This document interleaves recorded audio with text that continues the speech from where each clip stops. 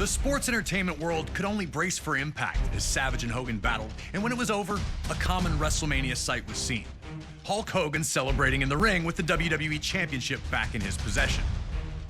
And as the 1980s gave way to the 90s, around the world there was a real sense of looking for the next big thing.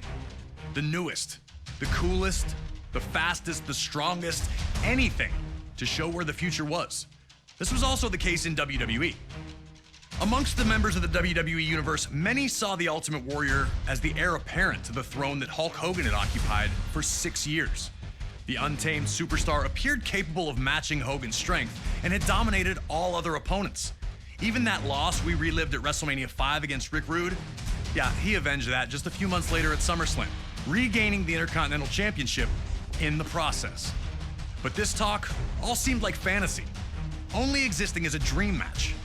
Hogan and Warrior weren't enemies, and for either of them to turn against the other would run against the strict codes of honor to which both men claimed to adhere. All of that changed in the 1990 Royal Rumble match. It was brief, but for a moment, the only two men in the ring were, you guessed it, Hulk Hogan and the Ultimate Warrior. The crowd went nuts, and these two stared at each other for a minute before circling up. Two running tackles led nowhere, and then a double clothesline floored both men, ending things before they could really get started between the two. That small taste, though, was all the world of sports entertainment needed to know that they wanted more. Even more interesting, it would be Hulk Hogan who would challenge the Ultimate Warrior to a contest at WrestleMania 6. Ultimate Warrior, me and my Hulkamaniacs put the championship on the line. Hogan openly stated that he needed to know which power was truly the strongest in WWE, his or that of the Warrior. Adding to the stakes was the stipulation that both the WWE and Intercontinental Championships would be up for grabs, leaving the winner with supreme claim to lead WWE into the next decade. All right, now it's your turn to try and shock all the little Hulkamaniacs out there and try to beat Hogan at WrestleMania 6. Can you harness the power of the Ultimate Warrior? There's only one way to find out.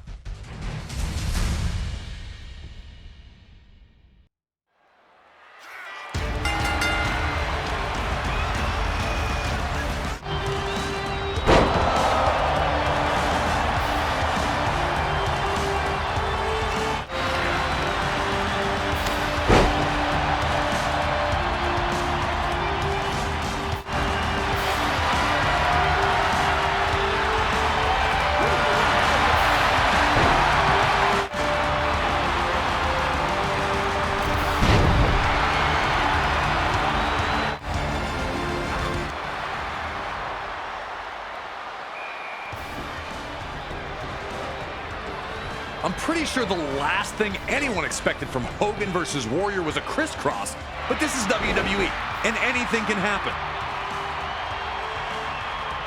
Ultimate Warrior rising to his feet immediately after being body slammed was such an iconic moment. But it was absolutely crazy to see them do a second crisscross. And when Warrior returned the body slam to Hogan, it hurt the Hulkster. He didn't pop up the way Warrior had. Just the difference in reactions between the body slams, you could sense that change was in the air. Seeing Hogan struggle like this wasn't something the WWE Universe was used to.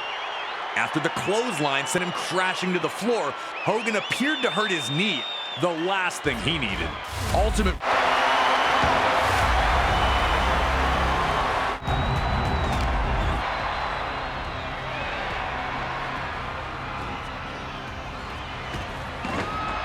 When Warrior and Hogan clotheslined each other, you could hear a pin drop.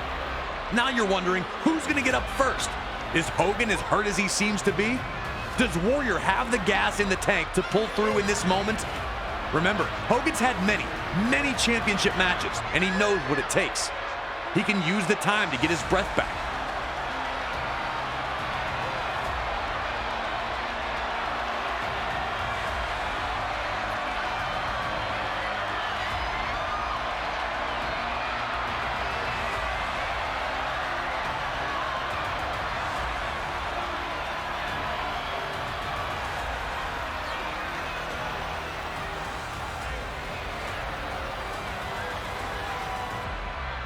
And then Warrior sits up.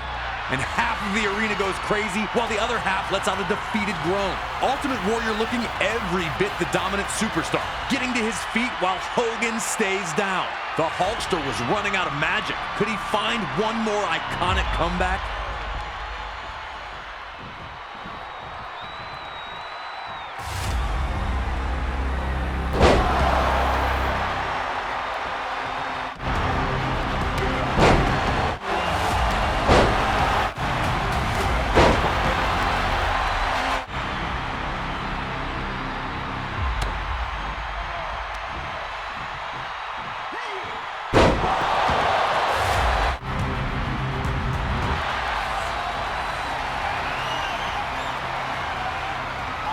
Hogan had been out-muscled by opponents before, but they were usually 7 feet tall or 400-plus pounds.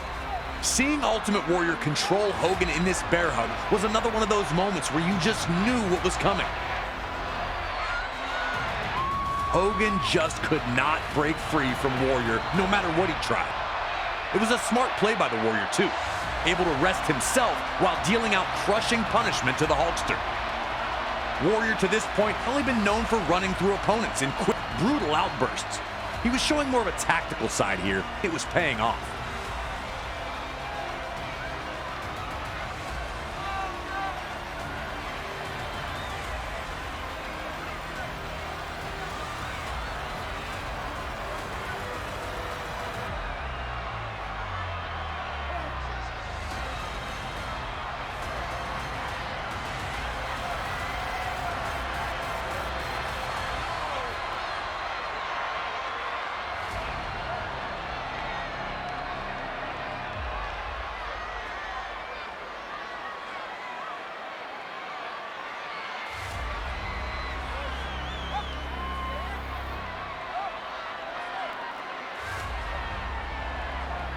Ultimate Warrior was showing that the moment wasn't too big for him.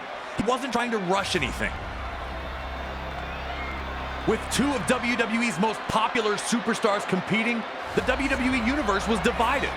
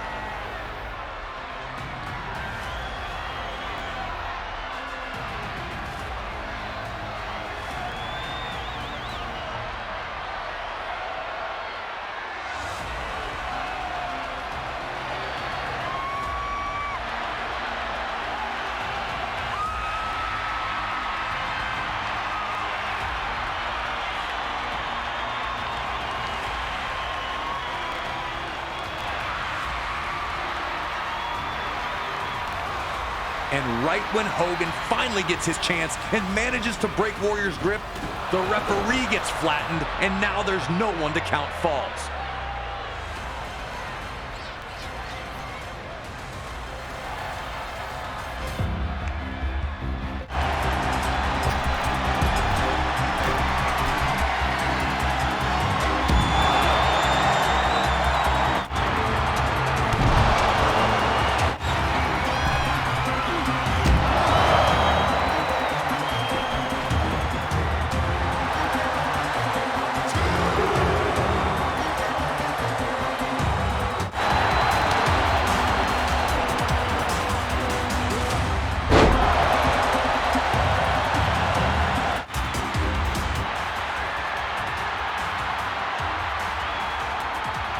As Warrior lifted Hogan up, things were looking perilous for the Halter.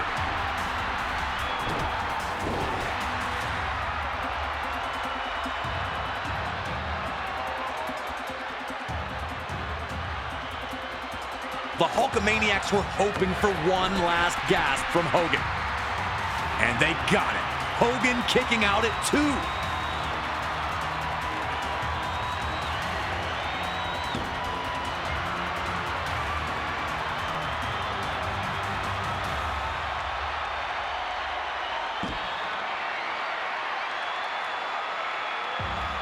A familiar sight as Hogan begins to shrug off the attack of the Warrior, slowly getting back to his feet.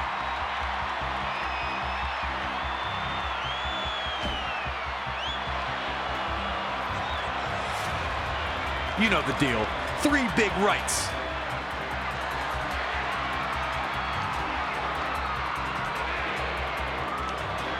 The big boot. And then Hogan misses the leg drop.